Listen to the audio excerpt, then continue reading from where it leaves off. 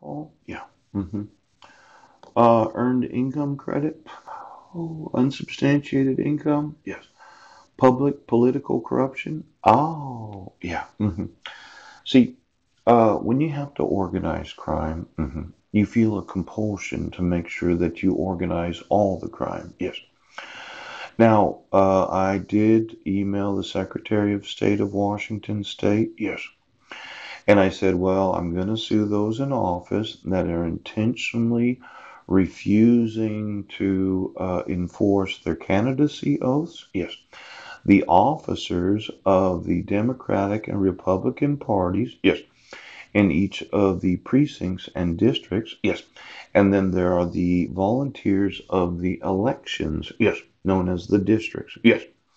Now, let's talk about false and altered documents. Hmm. Um, for every time that you had a court hearing, yes, yes, yes. Sheriff's return of service, sheriff's return of service.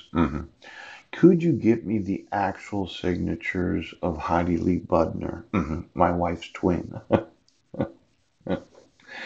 And every time that you had a court hearing, yes, where I was not given any notice so that you wouldn't know the actual individual in the court, yes, known as the petitioner. Could you, could you get me the signatures on every court document? See, in this, yes, I probably have, 50 to 100 pieces of evidence, yes, of crime. Oh, the bribing of prosecuting attorneys, Mr. Nichols, yes. The use of the judicial system to falsely accuse individuals of wrongdoing, yeah, crime. But what if you were the prosecuting attorney of the actual family that happens to be the nation's largest crime family? It wouldn't look very good, Mr. Nichols. It would look like the police have intentionally been arresting individuals that are innocent, yes, so they can misprison their organized crime. Yeah. And you, as the prosecuting attorney, always do what the police say. Yes. Because you refuse to tell them that they have no evidence. So you're very much a part of the organization of crime in this county right now. It looks like somebody's been bribing you. Yes. To prosecute innocent American citizens. Yes. That have been exposing forgery, fraud, felony, treason, conspiracy, hate crimes, malicious abuse of process, and vexatious court proceedings, fraudulent mental health evaluations. Yes, because the nation's largest organized crime family happens to originate from Clallam County. Now, as the elected prosecuting attorney in the county, this good old boys network that says, no, we're just loggers. Yeah, we don't have any idea. We're retirees that just go to anonymity meetings. Yes. You know, I've spent time with a lot of individuals, and considering the use of the various types of technologies that I've experienced, some of these that look like a professor are not an actual professor. They actually have, could be 10 to 15 variations of themselves, as if their father or mother did come from Nazi Germany, learned how to replicate the individuals. Yeah, a whole bunch of test tube babies grew up together, and no one ever noticed that even though they're not quite look alike, though they look identical, yes, it's very easy to organize the nation or the world's largest crime family. You know, I noticed that there's some school buses out there. Yes. Could you get me the telecommunications of every public school that communicates with a school bus? Yes. And I noticed that you lied to me about not having certain evidence. So could you get me that bus communication of Seattle, Washington, and all the other cities? Yes. And I noticed that when you sew yourselves in, You've been using sewing technology to organize the world's largest crime family. Oh, now when you really think about it, electricity. Oh, look at you, Coast Guard, little sonar there, under Sheriff.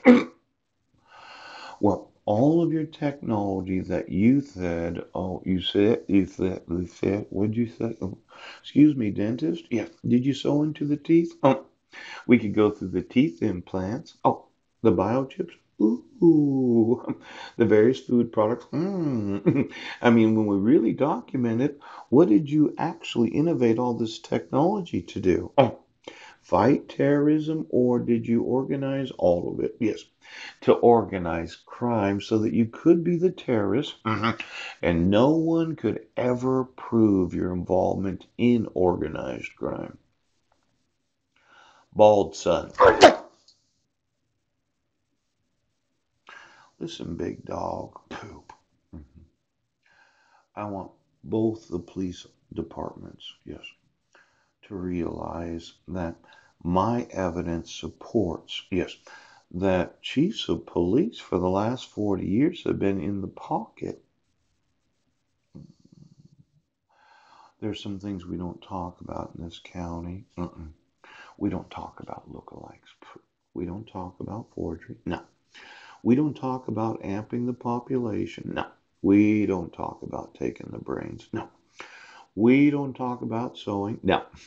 We don't talk about certain things in this county because we are the nation's largest organized crime family.